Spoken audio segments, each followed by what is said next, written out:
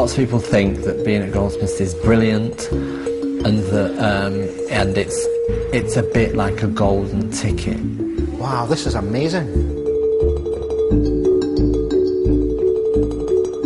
What you'll find at Goldsmiths is that technique is not necessarily important. It's much more about the ideas behind the work. So what are you working on? This is going to be like a rock, kind of, well, a lamp. I think those are really pointless, all those over there. Really pointless. It's like, fuck, that's just a waste of time. We go from this and all the people we know, and we're all in our comfort zone, but at the moment of opening those doors and letting all and sundry in, that's the...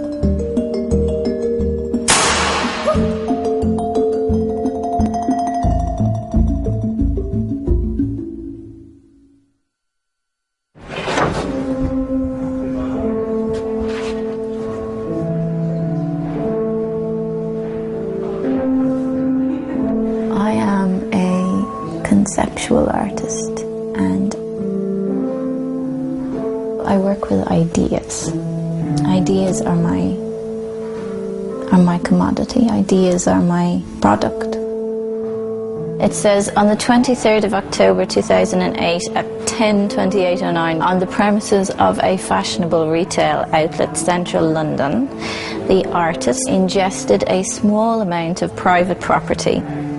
I shoplift things, I swallow them, and then I ship them out and present them as art objects. This is something I expelled this morning, and its partner is making its way through as we speak. So there's two, which become my artwork. I'm very interested in ideas of property and what belongs to who, so I just steal everything. So therefore I don't have to work to maintain my artistic practice. I don't have to be focused primarily on creating original artwork. I just steal stuff. Did you see a pen?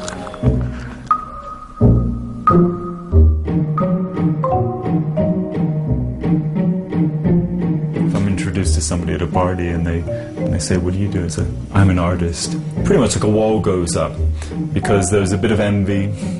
It's like, oh, you know, you're out there skipping through fields and picking flowers and probably just navel gazing all day and not being kind of this productive member of society.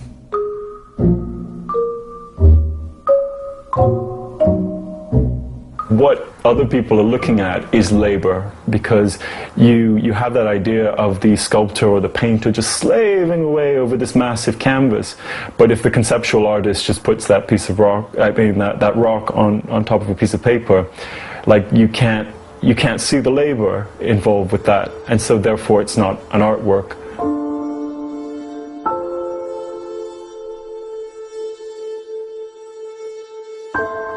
Why would anyone want to be an artist? I think it's the nearest thing you come to unalienated activity.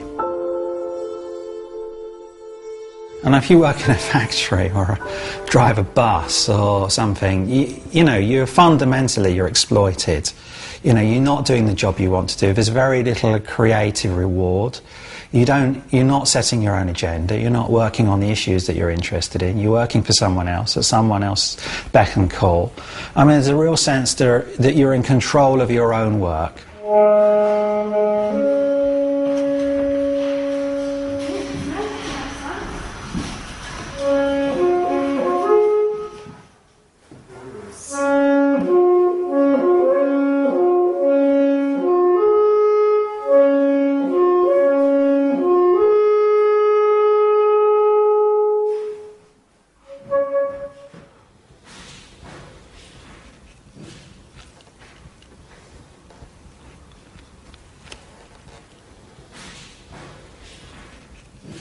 How skint are you?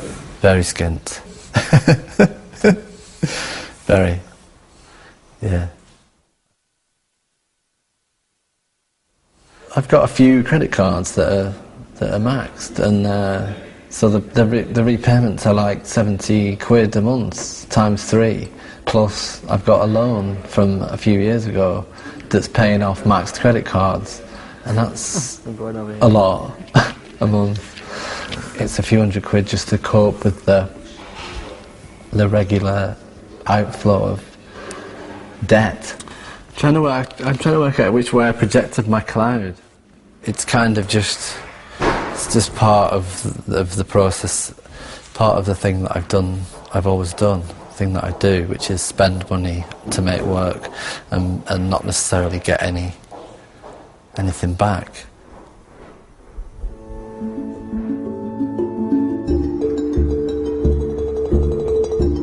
I mean, art for me is very much about what I can get away with.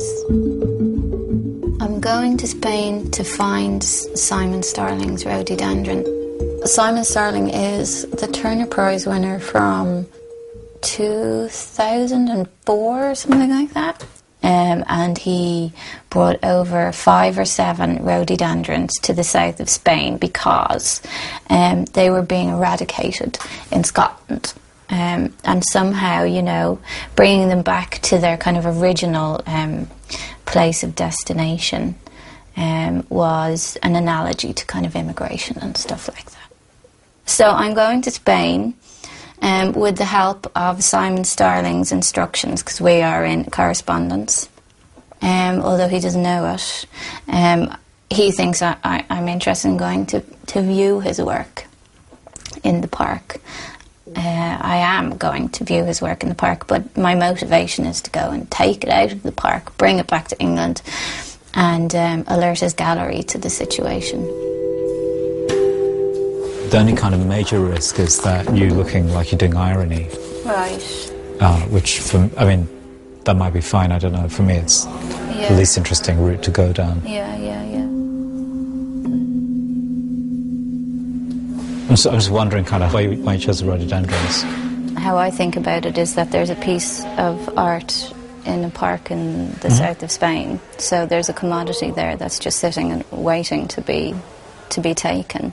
I think during the whole programme, it's all about listening to what other people say about your work, because you don't get it in the outside world. You know, your friends tend not to tell you what they think because they want to remain friends with you. I guess what I'm not sure about is whether the focus is on what you can get out of this in terms of like a material financial return. I think like tutorials or, you know, that kind of input is interesting because in one respect it's brilliant having all of these very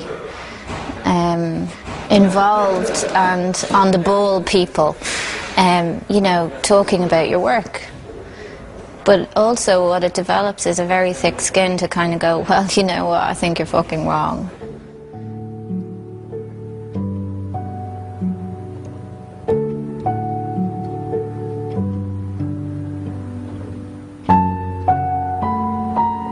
I suppose my background is fairly unusual.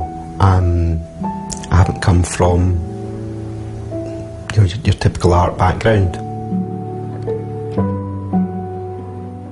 I mean, I started off as an armour designer and went on from there. A lot of work for the Ministry of Defence, quite a lot of work for the Metropolitan Police, but always with the armour in mind. It's not of the fine art world. Most definitely not.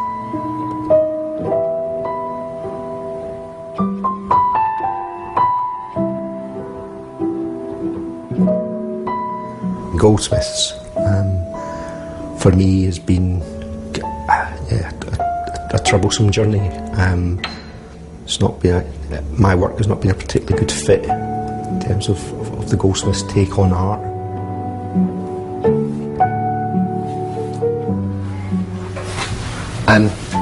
This is a piece that I made on the very day of the 7/7 bombings in London. And this is a Metropolitan Police Vest standard issue kit, and yeah, I just wanted to touch it in a very simple way. And this is a bomb blanket, or blast protection blanket kind of thing. You can either stick yourself underneath it for protection, or you can wrap wrap it around something. This is every ruler I've ever had in my life, quite literally. It's quite funny because when I made this piece, and then I had a job to do, and suddenly I had no rulers. Where have all my rulers gone?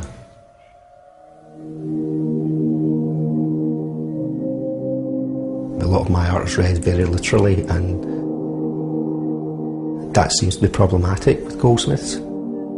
They think you can read it in seconds, milliseconds. You can go, yeah, okay, I get what's going on, so therefore, I don't know, I mean, it's never been an issue for me. The issue has been, why is it an issue for them? Has been my issue. I have no issues with my work.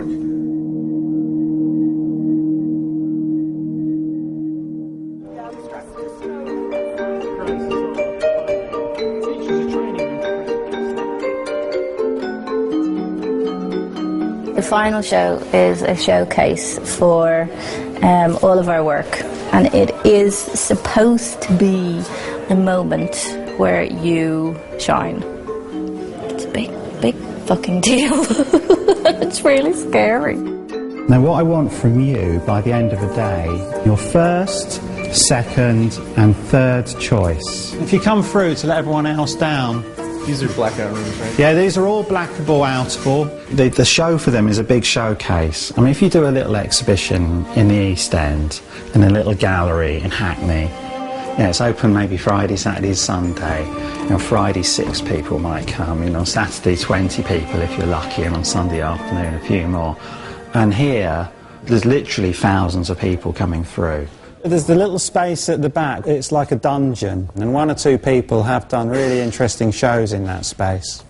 A woman about 5 years ago who was into sadomasochism filled it with chains and had men hanging upside down in it, and it worked very well.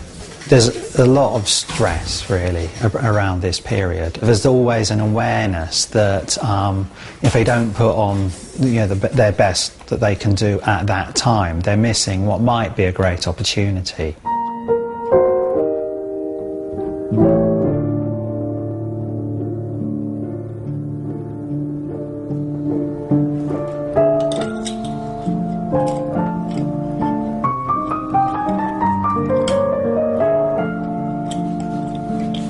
If you were having a solo show and people come specifically for your solo show, they will take the time to really get into what you're doing. They'll probably already know a bit about you.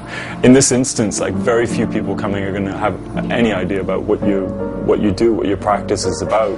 And so I think you need to grab your audience and kind of get them in with something which is kind of like maybe a bit of a treat.